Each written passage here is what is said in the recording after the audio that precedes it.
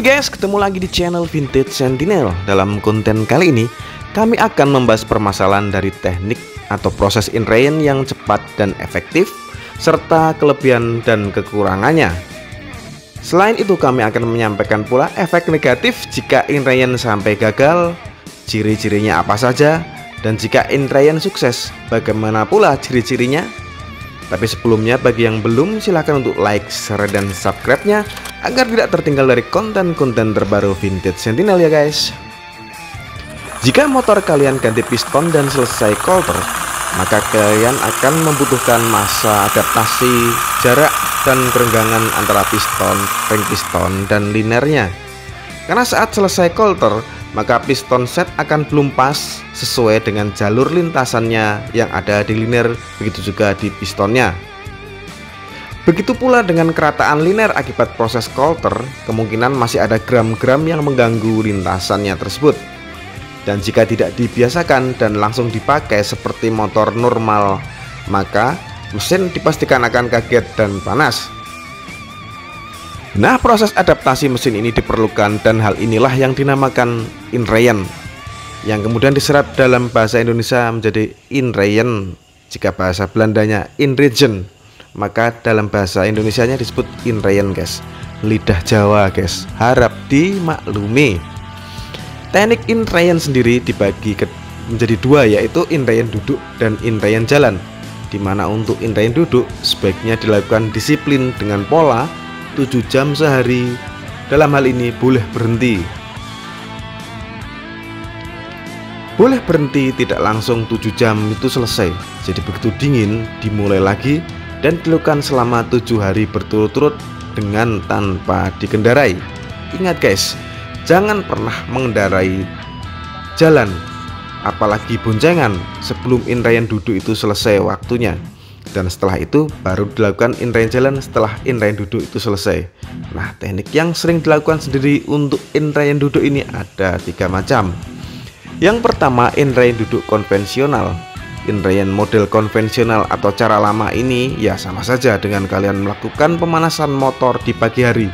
Namun bedanya, jika pemanasan pagi cukup 5 menit, maka untuk inrayen duduk ini dilakukan dengan waktu yang relatif panjang, yaitu 7 jam sehari. Meskipun juga boleh dipotong-potong. Nah, kelebihan dari teknik ini ya jelas tidak ribet, karena tidak membutuhkan alat apapun. Motor tinggal engine on, kemudian kalian tinggal aja bisa guys. Kemudian saat panas tinggal off. Namun kelemahan sistem inrayen metode ini adalah kalian harus sering-sering mematikan mesin, karena mesin akan cepat panas. Paling tidak 20 menit mesin panas dan harus didinginkan lagi. 30 menit lagi kalian dinginkan, kemudian baru on lagi.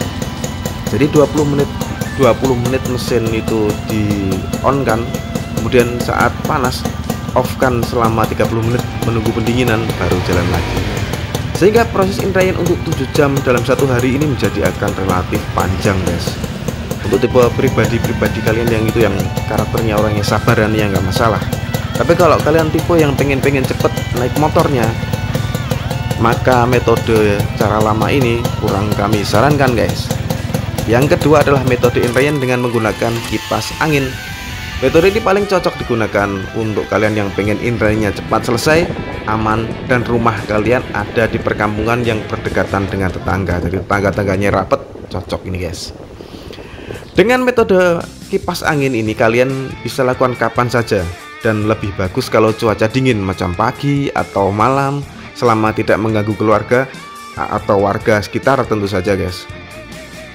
Tapi saat siang juga tidak masalah sebenarnya.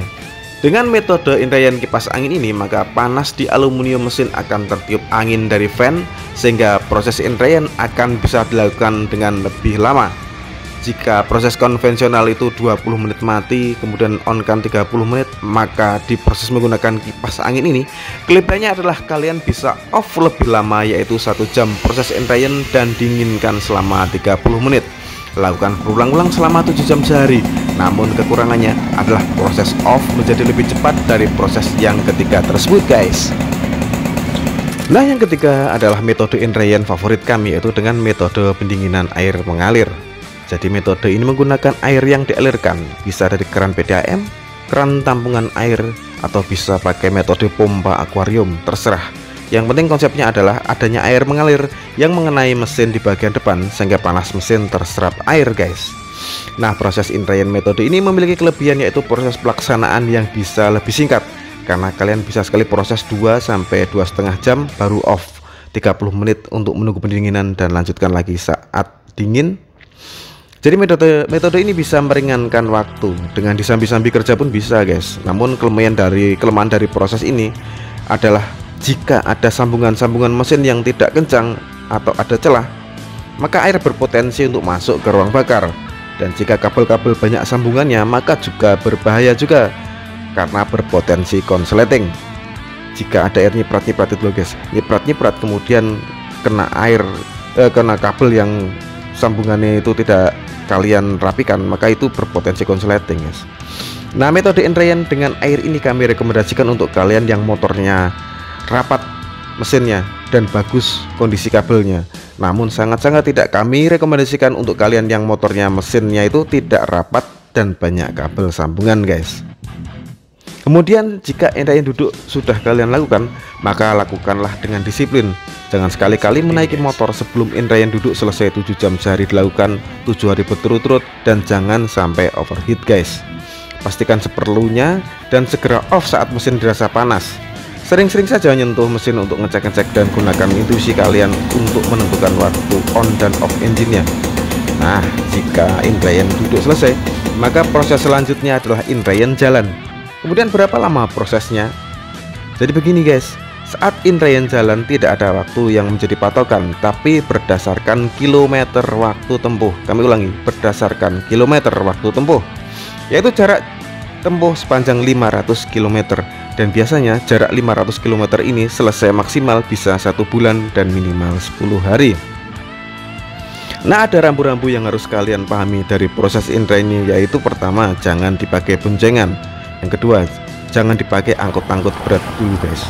Yang ketiga, sebisa mungkin hindari jalan yang menanjak. Kemudian yang keempat, jangan main puntir-puntir gas sesuka hati kalian guys. Kemudian yang kelima, saat jalan pakai dalam kecepatan stabil. Usahakan cari medan panjang dan hindari jalan yang stop and go. Kemudian yang keenam, usahakan jangan melebihi kecepatan 70 km per jam saat proses Indrayant. Nah, itu tadi proses Indrayant duduk dan Indrayant jalan yang bisa kalian lakukan. Nah, pertanyaan selanjutnya, jika Indrayant sukses, indikasinya apa om? Atau ada juga pertanyaan, jika Indrayant gagal, cirinya apa om? Oke, akan kami jelaskan guys. Dimulai dari ciri atau Indrayant bisa sukses. Ciri yang pertama dari Indrayant yang sukses yaitu mesin punya torsi dan power yang lebih baik atau lebih besar daripada sebelumnya. Kemudian ciri yang kedua adalah mesin jadi lebih enteng, bisa plong dan lebih mudah mencapai top speed daripada kondisi sebelumnya. Ciri yang ketiga adalah tidak ada gejala gembos tenaga di gigi berapapun. Kemudian ciri yang keempat, mesin tetap adem dipakai di perjalanan panjang, dalam arti tidak mudah overheat guys. Dan kemudian jika sampai Indrayant gagal, apakah ciri-cirinya guys? Ciri pertama adalah mesin menjadi loyo atau ngempos. Ciri kedua akan sangat lemah torsi, utamanya jika ditanjakan akan ngoyo banget guys. Berapapun masuk gigi, mesin akan seperti tercuri tenaganya. Ciri yang ketiga, mesin akan sangat-sangat susah diajak top speed. Mesin akan gendoli atau nahan sehingga tidak sanggup top speed. Biasanya 70 km per jam itu saja sudah sempoyongan guys. Ciri yang keempat adalah mesin lebih bergetar dan suara menjadi lebih kasar dari saat piston-piston tersebut awal kalian ganti guys.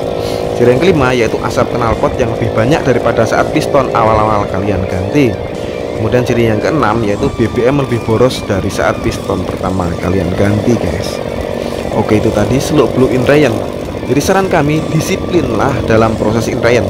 Jangan banyak mengeluh, entah motor mau dipakai, punyanya motor ya cuma ini, atau medan rumah saya gunung guys, bisanya Indrayant ya di medan tanjakan dan lain-lain. Silahkan jika kalian mau mengeluh semacam itu dan tidak disiplin dalam proses Indrayant. Toh itu bukan motor kami juga, itu motor-motor kalian.